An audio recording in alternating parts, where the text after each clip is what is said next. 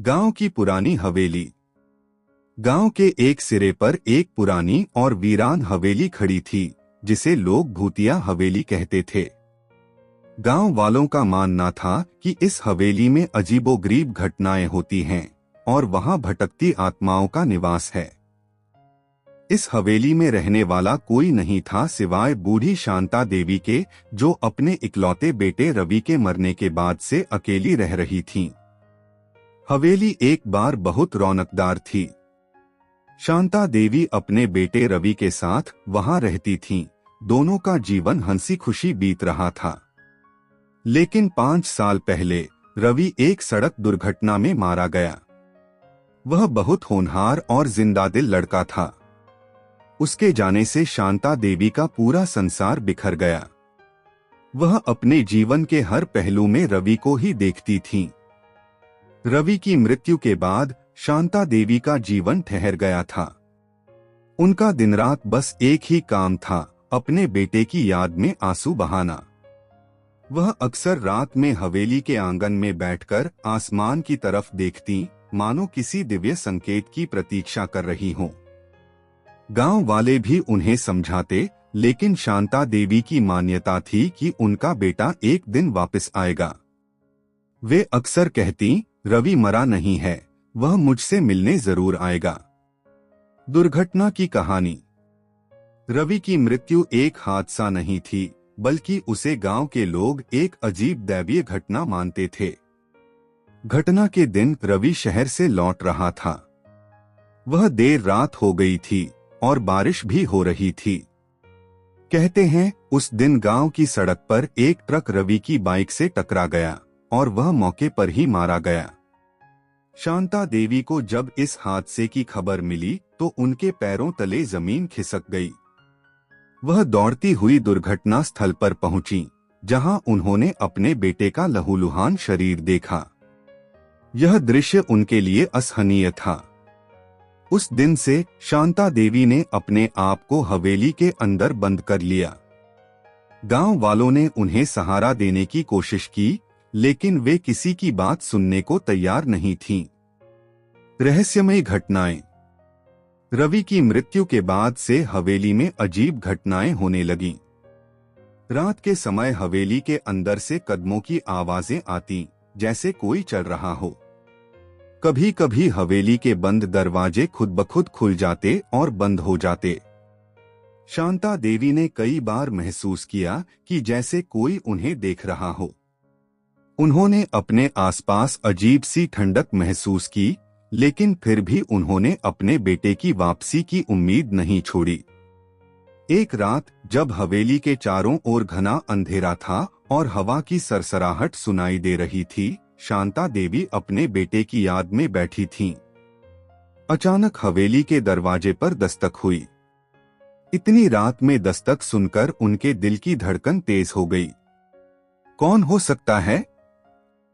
उन्होंने दरवाजा खोलने की हिम्मत जुटाई, लेकिन जब उन्होंने दरवाजा खोला तो सामने कोई नहीं था।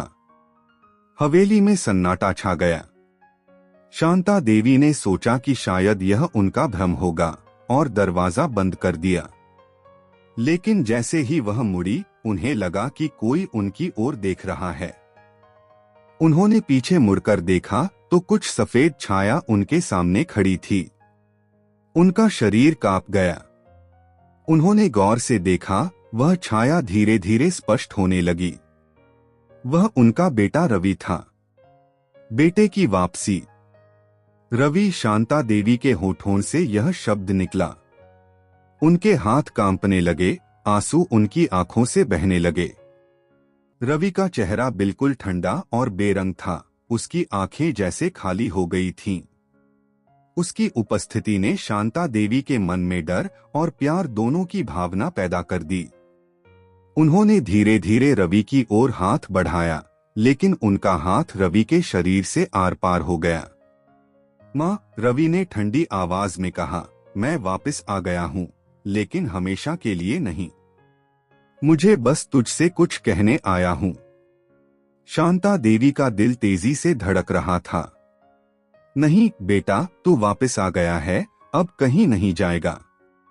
मैंने तेरा इंतजार किया है। तू मुझसे दूर नहीं जा सकता। रवि ने सिर झुका लिया। उसकी आंखों में एक गहरी उदासी थी। माँ, मैं इस दुनिया में अब नहीं हूं। मेरी आत्मा को चैन नहीं मिल रहा क्योंकि तू मुझे जाने नहीं दे रही। मैं बस तुझे अलविदा कहने आया हूं ताकि मुझे शांति मिल सके। शांता देवी को जैसे किसी ने झकझोर कर उठा दिया। नहीं, यह झूठ है।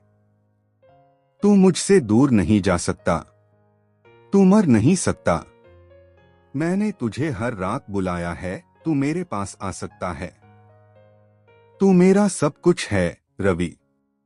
रवि ने एक गहरी सांस ली। उसकी आंखों से आंसू टपकने लगे।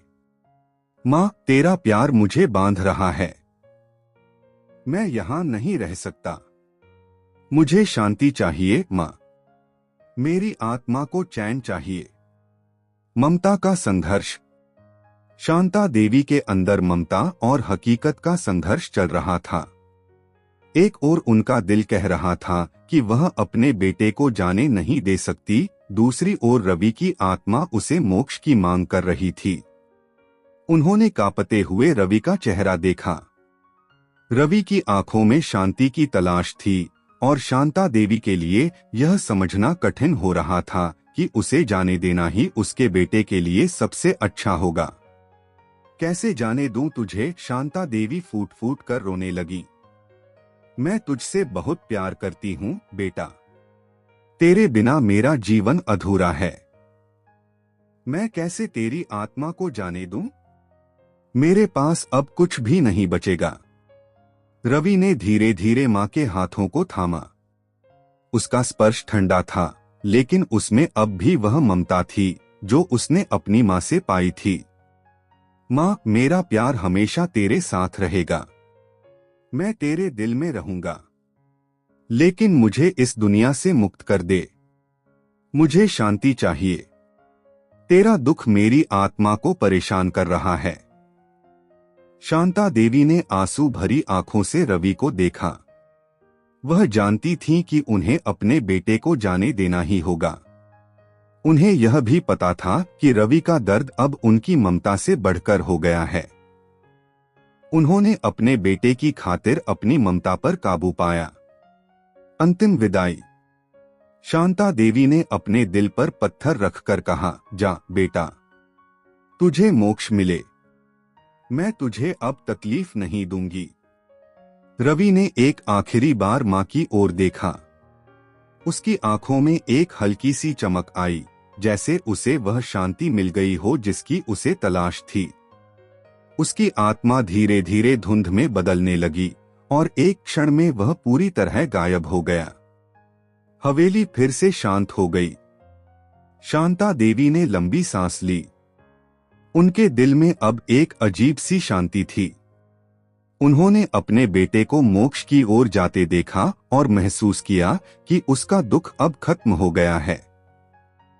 वह धीरे धीरे अपनी कुर्सी पर बैठ गई और अपनी आंखें बंद कर लीं।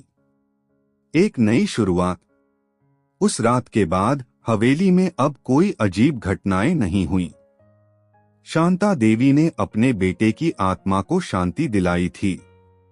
उन्होंने अपने जीवन में एक नया अध्याय शुरू किया, जिसमें उन्होंने अपने बेटे की यादों को संभाल कर रखा, लेकिन अब वह उसे बांध कर नहीं रखती थीं। गांव वालों ने देखा कि शांता देवी अब पहले की तरह दुखी नहीं थीं। वह अब हर सुबह सूर्योदय के समय हवेली के आंगन में बैठकर भगवान से प्रार्थना करती और अपने बेटे की आत्मा की शांति के लिए प्रार्थना करती। उन्होंने अपने जीवन में एक नया सुकून पाया था, जिसे उन्होंने रवि की आत्मा को मुक्त करके पाया था। हवेली अब भी गांव के किनारे पर खड़ी थी, लेकिन अब वह भूतिया नहीं थी। अब वहां बस एक मां की यादें थीं, जो अपने बेटे के प्यार और उसकी शांति के साथ जुड़ी हुई थीं। समाप्त।